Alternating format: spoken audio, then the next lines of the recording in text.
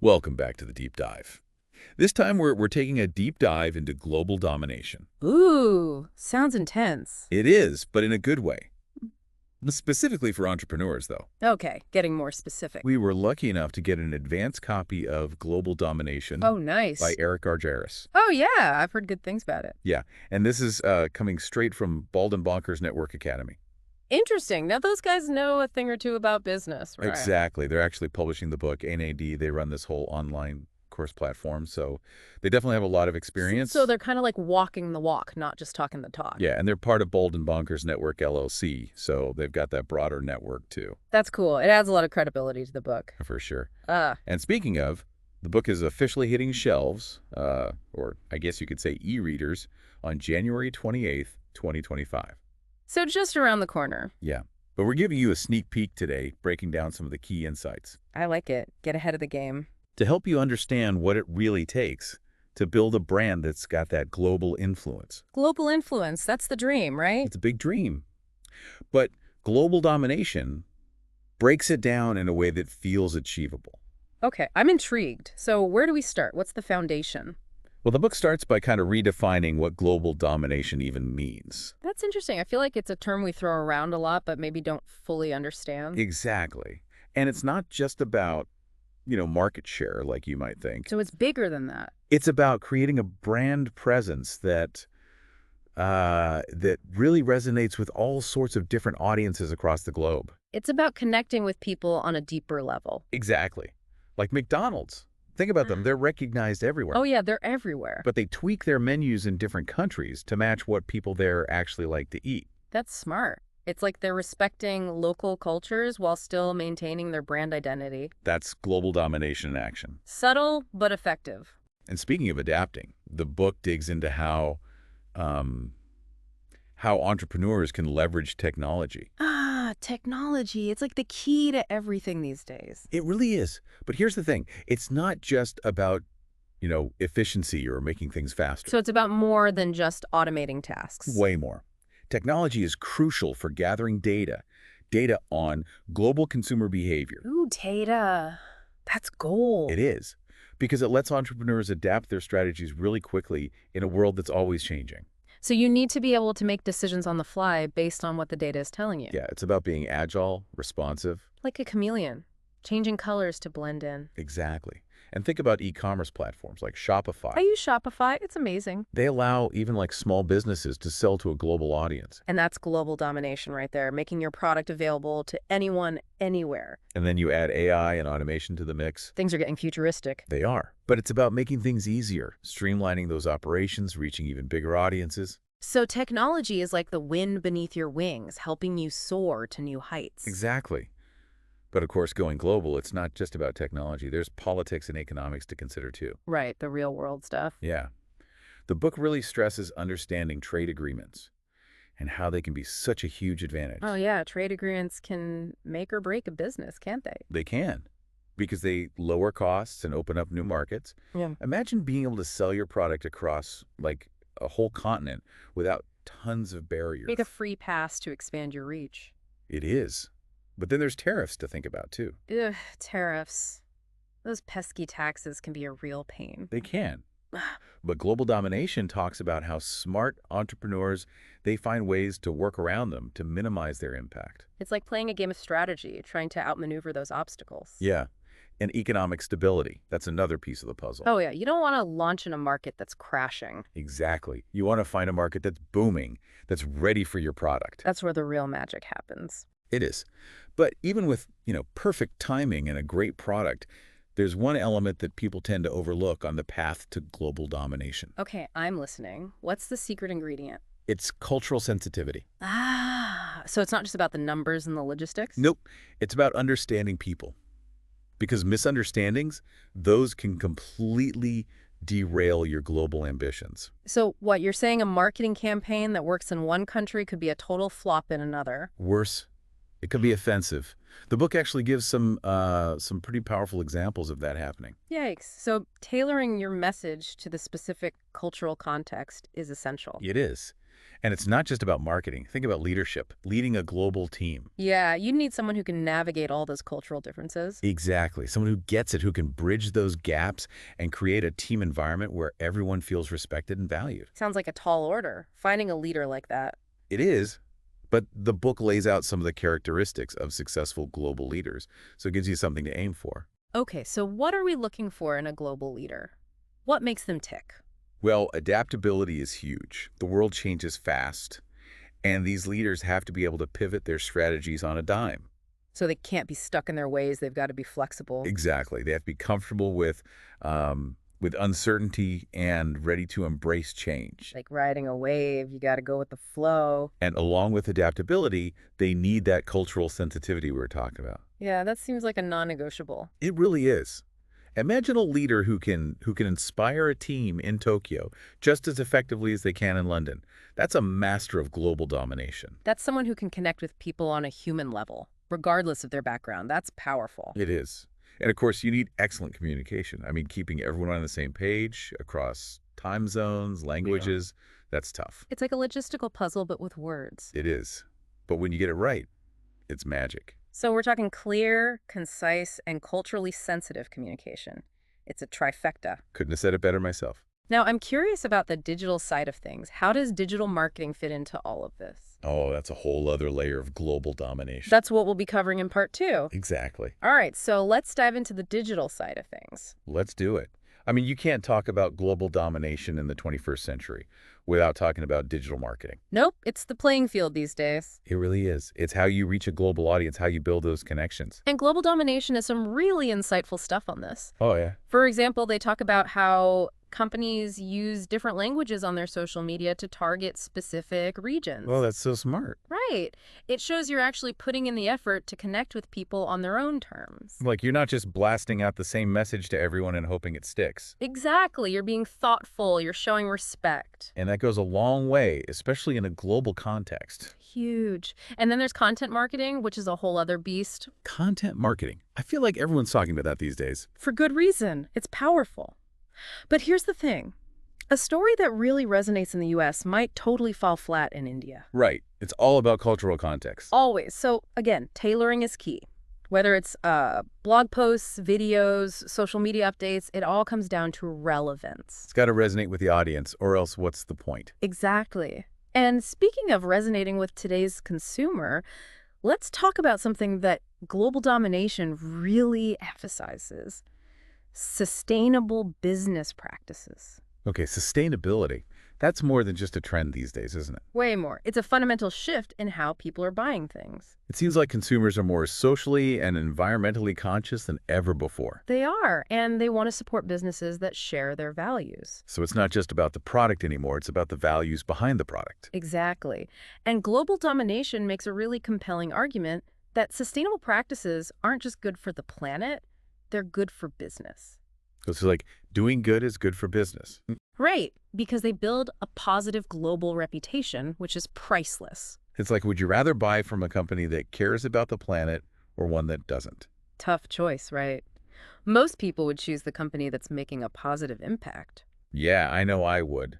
It's about building a brand that people believe in, one that stands for something more than just profit.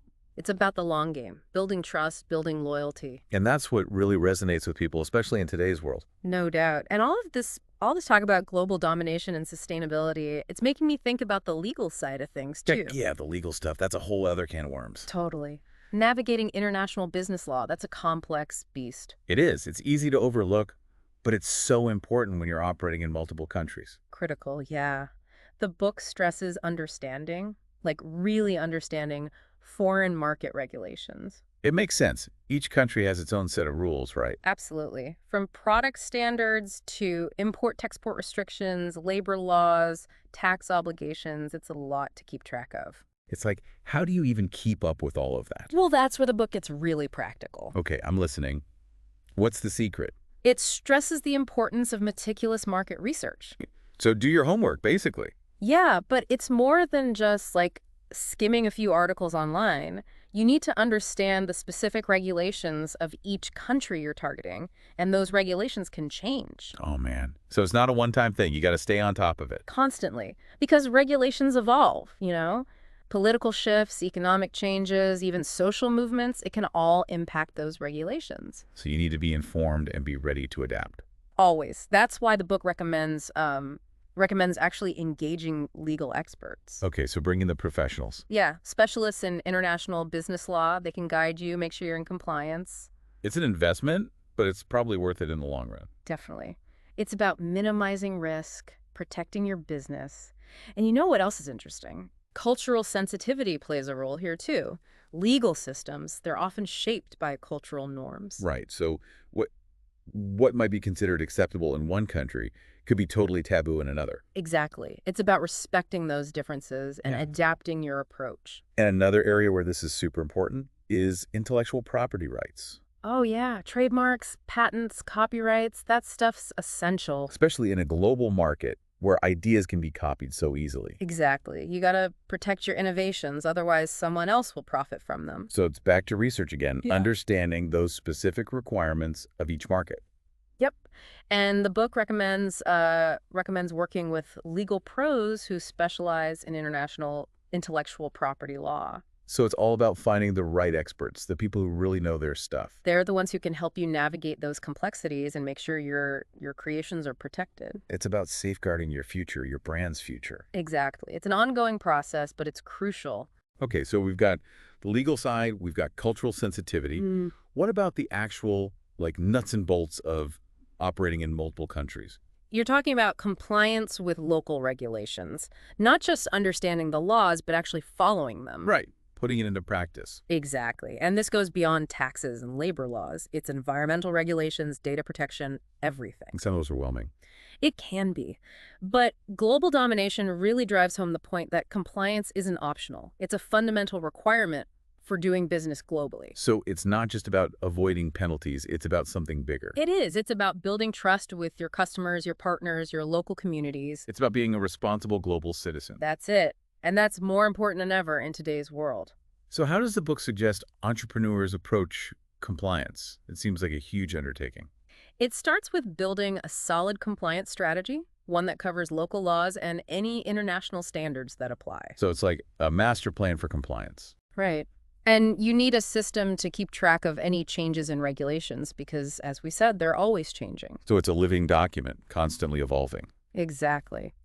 The book also talks about using technology to make compliance easier. Oh, tech to the rescue again. There are all sorts of digital solutions that can help you stay on top of requirements, automate reporting, and keep everyone in the loop. So it's about being organized, efficient, leveraging those tools to your advantage. Absolutely. It frees up your time so you can focus on the bigger picture. Speaking of the bigger picture, let's talk about supply chain management. Yep. That's got to be a whole other level of complexity when you're talking global domination. Oh, it definitely is. We're talking about the backbone of any global operation here. Making sure your products get to your customers efficiently no matter where they are in the world. That's a challenge. Especially when you're dealing with borders, languages, cultural differences. It's a puzzle with a lot of moving pieces. So how does the book suggest tackling this? What's their approach? They start by saying that a successful global supply chain has to be designed with global goals in mind from the very beginning. So you can't just tack on international operations as an afterthought. Nope. It needs to be integrated from the ground up. That makes sense. Thinking globally from day one. Exactly. And it needs to be flexible enough to adapt as those global markets change, which they always do.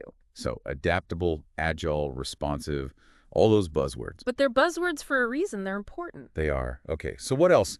What else is key for building a global supply chain? The book really emphasizes supplier selection. So finding the right partners, basically. Partners who are reliable, trustworthy, capable of meeting your needs on a global scale, and not just any partners. They have to understand local regulations, cultural practices. All of that. It's about building strong relationships with suppliers who are aligned with your vision, who can grow with you as you expand. It's like finding your business soulmates, but for your supply chain. I like that. Business soulmates. And then there's the whole logistics piece, which is massive. Getting those products to those customers on time and on budget, That's a lot of pressure. It is, and that's where those digital solutions we talked about earlier come in handy again. So leveraging technology to streamline those processes. Exactly. There are tons of great logistics solutions out there that can optimize shipping routes, track inventory, manage deliveries. It's about making those complex processes as efficient as possible. And as we've talked about before, cultural sensitivity is key here too. Right. It's got to be woven into every aspect of the operation. You got to be aware of and respect the cultural norms of everyone involved. Hmm. Your suppliers, your partners, your customers. It's about building relationships based on understanding and respect. Which ultimately leads to smoother operations and a stronger global presence. Okay, so we've got the logistics, the partners. What about the risks? Operating on a global scale must come with a whole new level of, potential problems. Oh yeah. Global supply chains, they're vulnerable to all sorts of risks, geopolitical instability, natural disasters, you name it. It's like a minefield out there. It can be. And these risks can really disrupt your business, causing delays, shortages, financial losses. So you need to be prepared, have a plan in place. Exactly. The book actually devotes a whole chapter to proactive risk management. Proactive. So it's not just reacting to things as they happen, it's about anticipating those problems. Exactly. So what does that look like? Well, it starts with a thorough risk assessment. So you're identifying all those potential threats, everything that could go wrong. Everything. Political unrest, economic downturns, natural disasters, even like cyber attacks. Wow, that's a lot to think about. It is, and you have to evaluate how likely each threat is to occur and what the potential impact would be. So ranking them in order of, severity. Yeah, something like that. Mhm. And once you've identified those risks, you start developing mitigation strategies. Ways to minimize the damage. Exactly.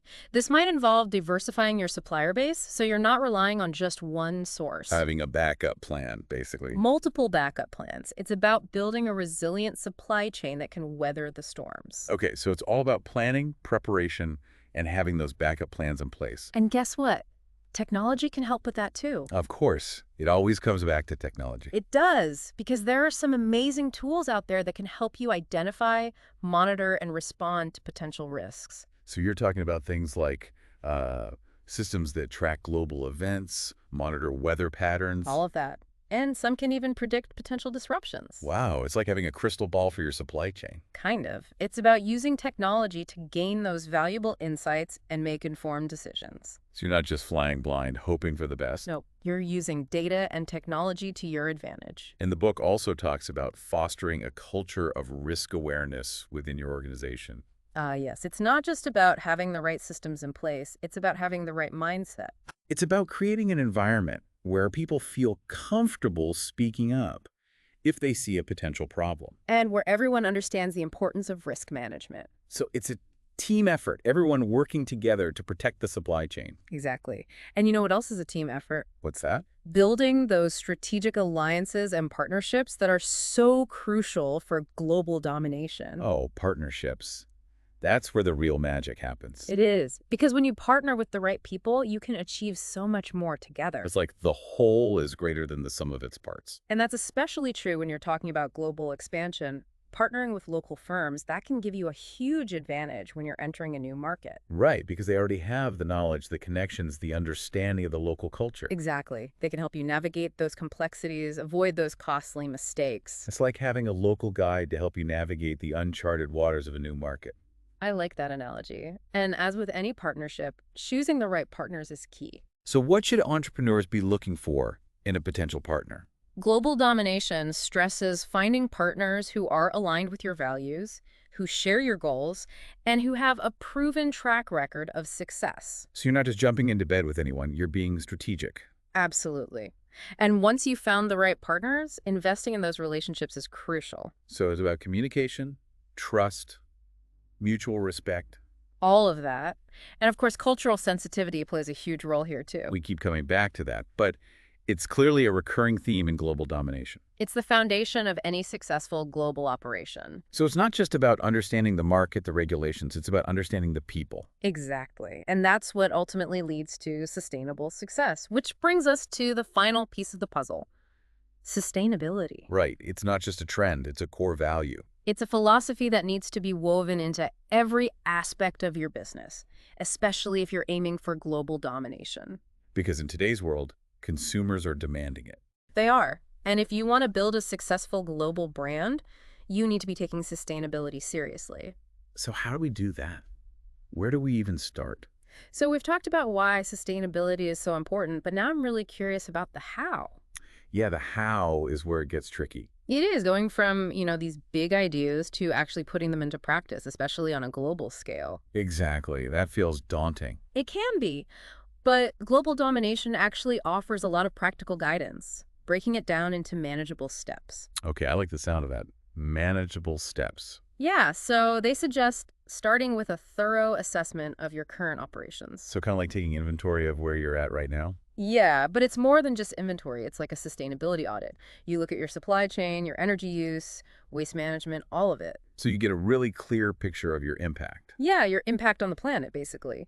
And then you can start to see where you can make improvements. Okay, so you're identifying those areas where you can do better. Exactly. And the book encourages you to think about sustainability holistically, looking at the entire life cycle of your products. So from the very beginning, like sourcing raw materials all the way to the end, when the product is, disposed of. The whole journey, minimizing your impact every step of the way. I like that, thinking about the big picture. And one area they really focus on is supply chain sustainability, which is huge. Because your suppliers, they have a big impact on your overall footprint, right? Huge. I mean, if your suppliers aren't sustainable, then your products won't be either, no matter what you do. That makes sense. So you're saying you have to be really selective about who you partner with. Absolutely. You want to find suppliers who share your commitment to sustainability, who are using ethical labor practices, minimizing their environmental impact, sourcing their materials responsibly. So you're aligning your values with theirs, basically. Exactly.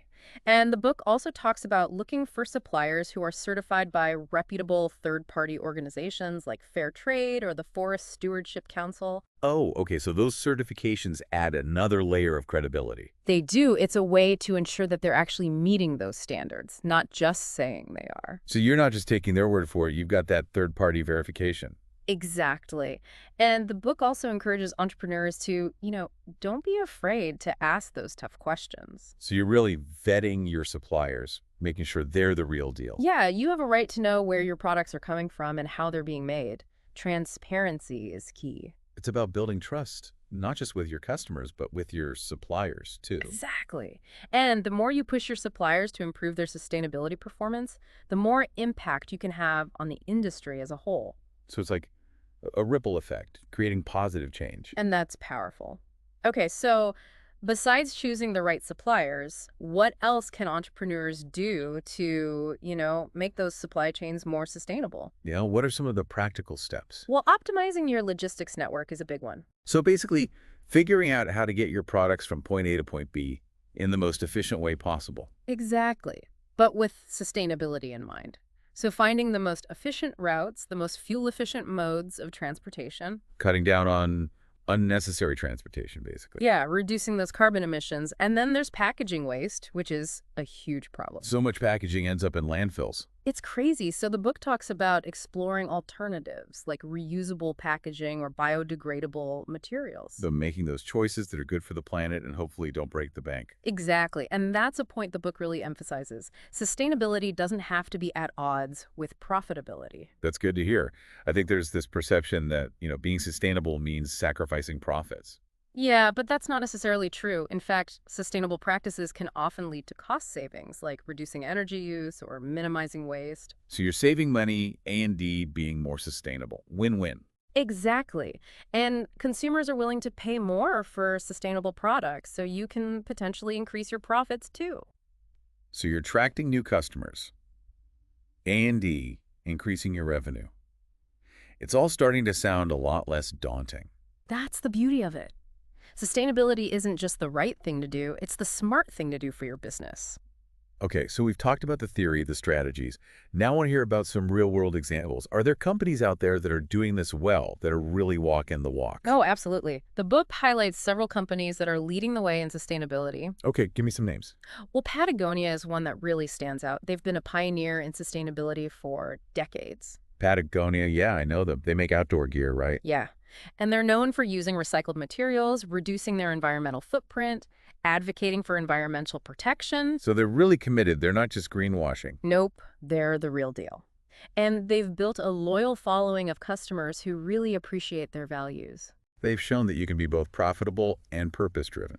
Exactly. And they're not the only ones. Unilever is another company that's making big strides in sustainability. Unilever, that's a huge company. They make everything. They do food, personal care products, cleaning supplies, all sorts of things. So they've got a huge impact. They do. And they've set these ambitious sustainability goals across their whole supply chain. So they're not just focusing on one area, they're looking at the whole picture. The whole picture, yeah. And they're actually linking executive compensation to their sustainability performance. Wow, that's putting your money where your mouth is. It is. It shows how seriously they're taking it. So it's not just talk, it's action. Action. That's what matters at the end of the day. Okay, so we've got these individual companies making a difference, but are there any bigger picture trends in sustainability that entrepreneurs should be aware of? Yeah, what's on the horizon?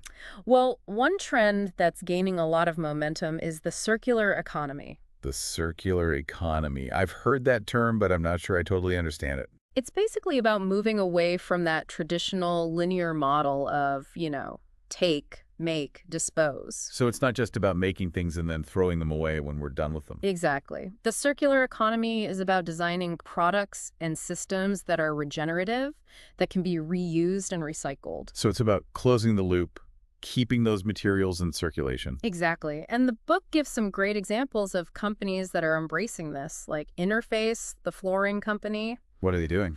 Well, they're designing carpets that can be easily disassembled and recycled. They're even taking back old carpets from their customers to be reused or recycled. Wow, that's amazing. Okay. It's like completely rethinking the way they do business. It is, and it's working for them. They're Yeah. proving that the circular economy can be both sustainable and profitable. So it's not just a pipe dream. It's actually happening. It's happening, and it's only going to get bigger. Okay, so circular economy, that's one trend. Hmm. Any others? Another big one is the rise of conscious consumerism, which we've talked about a bit already. All right, consumers are becoming more aware of the impact of their purchasing decisions. They are, and they're choosing to support brands that align with their values. So it's not just about the product anymore. It's about the company behind the product, their values, their practices. Exactly. Consumers are looking for products that are ethically sourced, environmentally friendly, socially responsible. So entrepreneurs need to be paying attention to this, Yeah. or they're going to get left behind. Absolutely. Conscious consumerism is a powerful force, and it's not going away anytime soon. So it's not just about being sustainable because it's the right thing to do. It's also about being sustainable because it's good for business. It's both. And that's what makes Global Domination such a compelling read. It's about achieving success in a way that benefits everyone, including the planet. That's what true global domination is all about. So if you're an entrepreneur who's ready to take your business to the next level and do it in a way that makes a positive impact on the world, I highly recommend checking out Global Domination. It's a must-read for any entrepreneur who's serious about achieving global domination in the 21st century. And be sure to check it out when it hits shelves on January 28th, 2025. Thanks for joining us on this deep dive. It's been a fascinating conversation. Absolutely, I've learned a lot. Me too. And remember, global domination isn't just about conquering the world. It's about making the world a better place. That's a mission worth pursuing. Until next time.